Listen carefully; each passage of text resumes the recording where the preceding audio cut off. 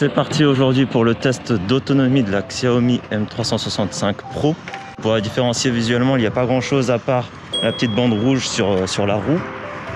Bon, dans la théorie, 40 à 45 km d'autonomie. Aujourd'hui, le gros challenge, c'est de partir de la bibliothèque François Mitterrand à Paris, 13e arrondissement, et d'aller jusque Cergy-le-Haut, qui est à 43 km. Entre nous, je n'y crois pas trop. Je m'attends à être en panne avant. Maintenant, si je suis pas en panne, franchement, ça sera vraiment une très belle surprise. L'autre chose aussi à savoir sur ce modèle, le risque qu'on entend souvent, c'est la crevaison des pneus. Pour le voyage, pour pas me retrouver bloqué bêtement, j'ai investi dans une petite bombe répare crevaison. Ça, normalement, c'est fait pour les voitures. J'ai questionné, je me suis renseigné et en théorie, voilà, pour un pneu gonflable, même pour une trottinette, ça peut marcher. Il suffit juste de ne pas remplir à fond le pneu, évidemment, parce qu'à la base, ça, c'est pour gonfler jusqu'à voilà, la volumétrie d'une roue de voiture. C'est censé pouvoir marcher si jamais je crève. On sait que c'est le risque. Pour l'instant, je ne suis jamais sorti avec cette trottinette. L'action que ça a, si vous voulez, si je crève, je vide le pneu, je peux le regonfler ensuite avec ça. Et dedans, il y a aussi un matériau qui va venir colmater la roue, ce qui fait qu'on peut repartir tout de suite rouler.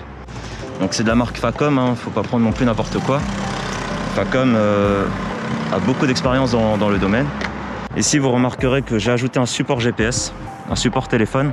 Il y aura de la route, il y aura de la piste cyclable. Je me demande s'il n'y aura pas un petit peu de chemin forestier, c'est ce qui me fait le plus peur voilà, vis-à-vis des pneus gonflables. A priori, sur les 35 premiers kilomètres, c'est assez plat. Par contre, sur les derniers kilomètres, c'est de la côte montante. Donc ça risque d'être assez difficile sur la fin pour la trottinette. Mais j'espère pouvoir faire au moins, voilà, si je peux déjà faire les 35-37 premiers kilomètres sans souci, que la batterie tient, ce sera déjà une super performance. Allez, j'enfile le casque. Là, la GoPro elle est posée sur le casque, vous ne le voyez pas. J'enfile le casque et vous allez voir avec moi l'ensemble du trajet.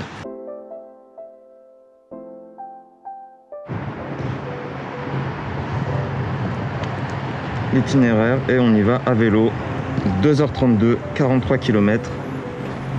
C'est parti.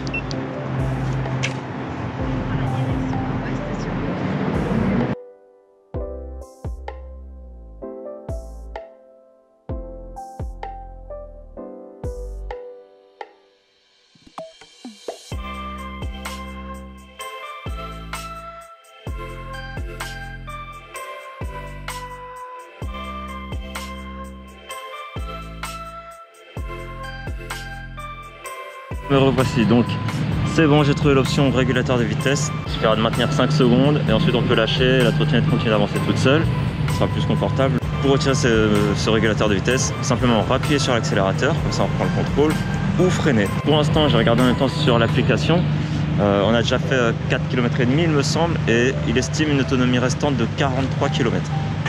Bon, on va continuer à rouler à cette allure là, en espérant aller jusqu'au bout. C'est parti, j'enfile le casque.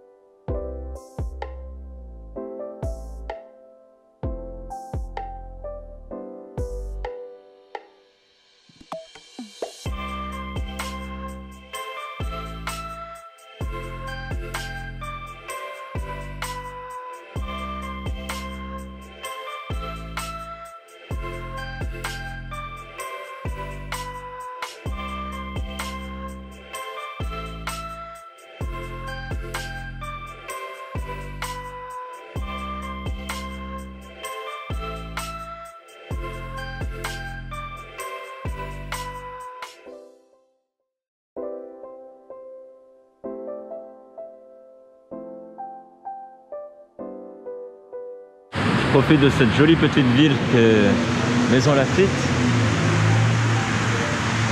pour faire le point un petit peu sur toutes les batteries. Donc la batterie de la GoPro, il va nous rester un quart. Donc je vais encore continuer à faire des coupures pour qu'on puisse voir la fin, avoir une conclusion. Donc là on a fait 20 km. Vitesse moyenne, on est à 17.7. Il resterait 49% de batterie. Donc 49%, si tout est à peu près correct, on devrait arriver à destination. Mais il va falloir quand même se serrer la ceinture, comme on dit.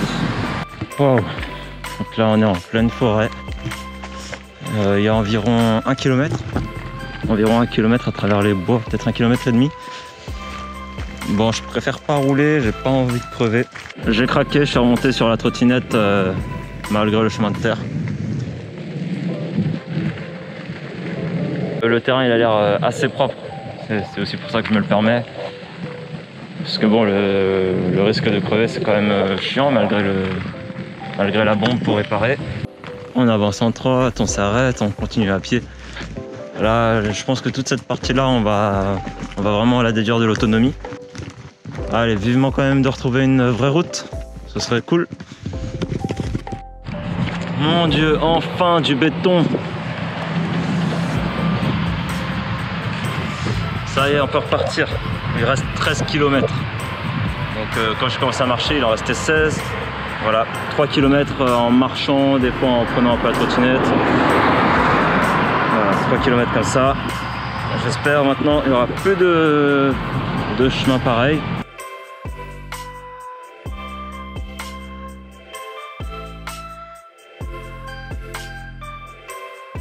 Bon, et bien voilà.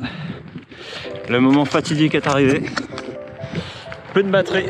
Là on est à 3 km de l'arrivée. Sur le voyage de 43 km, ça veut dire qu'on a fait 40.